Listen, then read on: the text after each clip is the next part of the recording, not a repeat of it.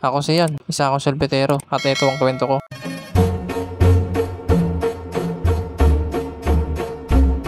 Maaga nga ako magtitinda ngayon kasi Pasko na. Kailangan ko agahan para makaubos ako. Alas 9 na pala ng umaga. Dapat alas 10 na sa Tangos na ako. Doon kasi mas maraming tao kaya doon ako mag-uumpisa magtinda.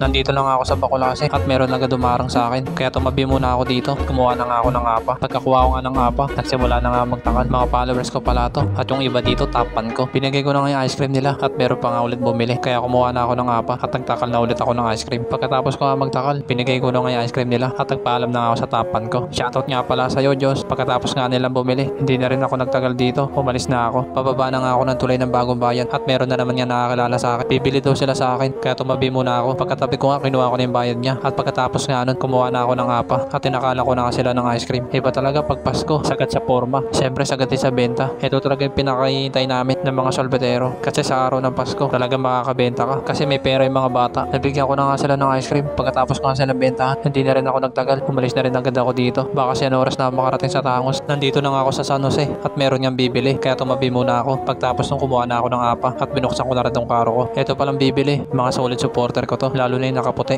Shoutout pala sa'yo, hindi ko alam pangalan mo. Pero kahit ganun, salamat sa suporta mo. Binigay ko na yung ice cream niya at nagpapasalamat nga sa akin. At syempre salamat din sa inyo. Sinarado ko na nga tong karo ko. Pagkatapos ko nga isarado, hindi na rin ako nagtagal dito. Umalis na rin agad ako. 9:40 na kasi. Dapat alas 10 nandun na ako. Andito na nga ako sa Tangos. At sakto nga alas 10 na. Kaya naganap na ako ng pwesto. Nakahanap na nga ako ng pwesto. Kaya nagsimula na ako magkalembang. Kasi mamaya, pag meron nang bumili ng isa, sunod-sunod na yan. At mamaya-maya nga, nakita ko nga si Adam. Nangihingi nga ako ng pamasko. Kaso hindi niya daw ako inaanak. Ito talagang tropa ko. Palabero. Umalis na nga siya kasi umamas ko pa daw siya. Hindi pala si Adam yun, kamukha niya lang. Kumpare ko pala yun. Lumipat nga ako ng pwesto kasi wala bumibili doon. At eto nga, meron na ako nahanap kaya nagsimula na ako magkalembang. At mamaya-maya nga, meron na nga bumili kaya nagsimula na ako magtakal. Pagkatapos ko nga takalin, binigay ko na sa kanya at meron na naman niyang bumili. At eto nga, sunod-sunod ang bumibili sa akin.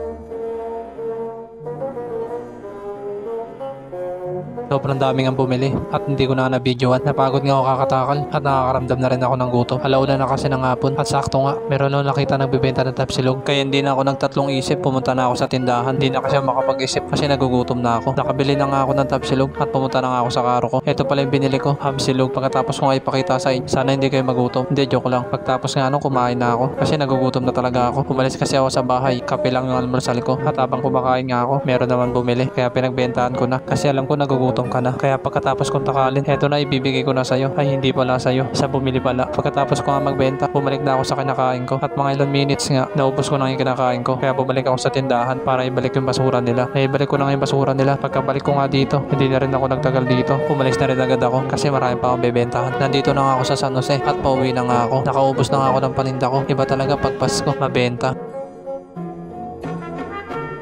Malapit na ako makauwi sa amin. Kaso bigla ako napahinto. Meron kasi ako nakita.